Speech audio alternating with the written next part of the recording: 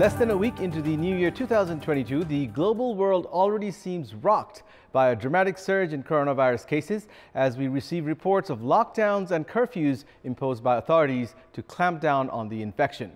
The much-hyped Gujarat summit, which was also scheduled to be attended by Prime Minister Sherbahadur Deuba, has been cancelled in the face of a dramatic rise in infection cases in several Indian towns, collectively numbering a caseload of over 90,000 in the past 24 hours. Good morning, I'm Abhyuday Shrestha, and these are the headlines of the hour. The number of COVID-19 cases in the country rising again. Health experts opine the rising number of cases risks of inviting the third wave. Consumers reeling under skyrocketing prices as the government's efforts to contain the price hike remain a far cry. Essential goods going through 7 channels before they reach consumers. Gujarat Global Summit to be attended by Prime Minister Sherbahadur Deuba cancelled due to rising number of cases of COVID-19 in India. India declines Pakistan's call for the next SAARC summit. And 8th round matches of the Martyrs Memorial A Division League to kick off from today. Sankata to take on Saddapato and APF to face Jaulakhel today.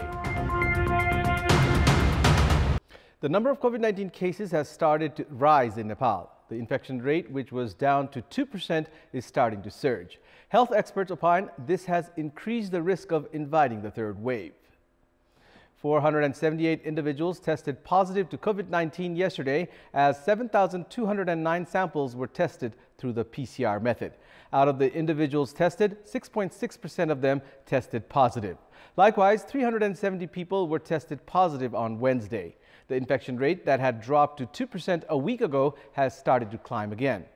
COVID-19 cases in Nepal have started to rise as neighboring India has been facing rapid increase in cases.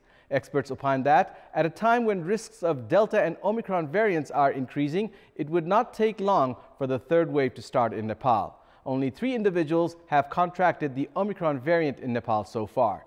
As Omicron cases have been increasing rapidly in India, health experts are worried whether the variant is spreading in the community in Nepal as people can easily cross the open border with India. Although the health ministry says it is prepared to contain the surge in cases, it says other entities also have their roles to play. The infection rate also increased slowly during the initial phase of the first and second waves and then transformed into a pandemic. The United Nations has made public a report that says there has been at least 30% price hike in food items worldwide since the coronavirus pandemic started. However, the price hike in Nepal is much higher. Consumers in Nepal are reeling under skyrocketing prices as the government's efforts to contain the price hike remains a far cry. More in this report. As per the latest statistics provided by the Nepal Rashtra Bank, the price of daily consumable goods increased by 29% as compared to the same period of the first 4 months of the last fiscal year. Nepal Retailers Association informed that the price of daily consumable items increased on average by 20% within the last 1 year. The price hike in petroleum products, green vegetables, fruits and food items has gravely affected low and medium income consumers. Meanwhile, retailers have accused large-scale businessmen of increasing prices exorbitantly as they enjoy political cover.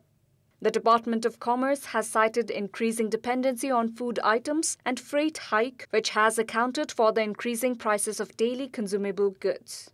Transactions are carried out up to 7 different mechanisms from the time the goods enter the customs and reach the consumers, giving way to a massive price hike.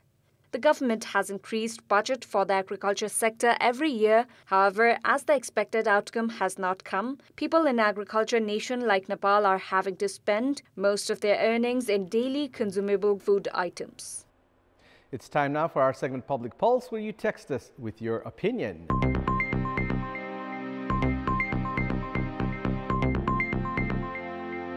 And here's the question. What could be the reason for exorbitant price hike on goods of daily essential use? Your options are A, global marketing impact, B, lack of monitoring, and C, unaware consumers. The voting is on. Type NEWS, select your option A, B, or C, and send it to 34001 to share your opinion with us. Minister for Culture, Tourism and Civil Aviation, Prem Ali, has formed a probe committee following heightened controversy regarding the operation of a restaurant at the Narayanhatti Palace Museum premises. It has come to surface that the Batas Group, which was constructing a restaurant inside the Narayanhatti premises, has also been encroaching other heritage sites by influencing political leaders to pursue its business interests. However, the government has made preparations to retract its decision to allow the operation of a restaurant in the museum premises. Despite the government action in Narayanhatti, the Batas Group, however, has continued abusing the land in the Pashupatinath area, a World Heritage Site. The group has been operating Hotel Anand at the Nepal-India Friendship Dharmashala, constructed with the support of the Government of India. Likewise, the group has also set up the office of the Batas Foundation and a vehicle showroom at the facility. The Batas Group has also been renting heritage properties inside the Patan Darbar Square in Lalitpur for 15 years since 2017 and has been making profits by leasing them to other firms. Likewise, it has also been occupying the Provincial Museum in Naya Bazar of Pokhara. This is just a representative case of how the government departments and officials under the influence of business groups have been toying with the heritage sites. In our Public Voice segment, we had asked local residents in several provinces their opinion on the government's failure to safeguard public property. Let's take a look at what they had to say.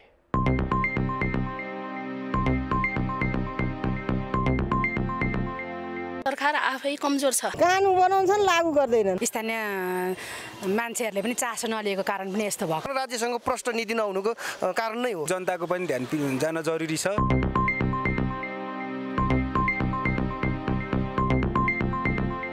And it's time now for the sports news.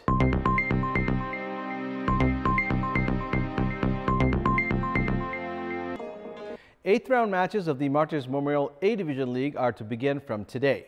The first match will see the undefeated Sankata Club up against South Dapato Youth Club that debuted in the A Division League this season. The first match will kick off at 1 p.m. With 3 wins and 4 draws, Sankata are at the 3rd position of the points table with 13 points from 7 matches. A win today for Sankata will level their points with second-placed Manang Marshangdi and narrow the points gap with first-placed Machindra to 1 point. South Dapato, meanwhile, had been defeated by Himalayan Sherpa Club in the 7th round. South Dapato have 8 points and are at the 8th position of the points table. Meanwhile, Armed Police Force APF are up against Jaulakel Youth Club in the second match of the day. APF are in the 10th position while Jaulakel are in the 9th position of the points table.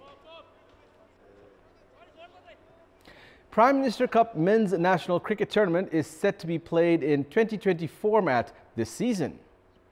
Considering the 2020 World Cup global qualifiers scheduled for February in Oman, the format of the PM Cup has been shifted from one day to T20.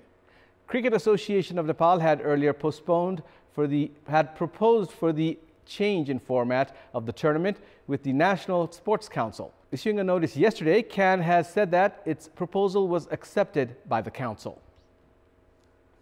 That's all for the moment. Thank you for watching. Have a good day.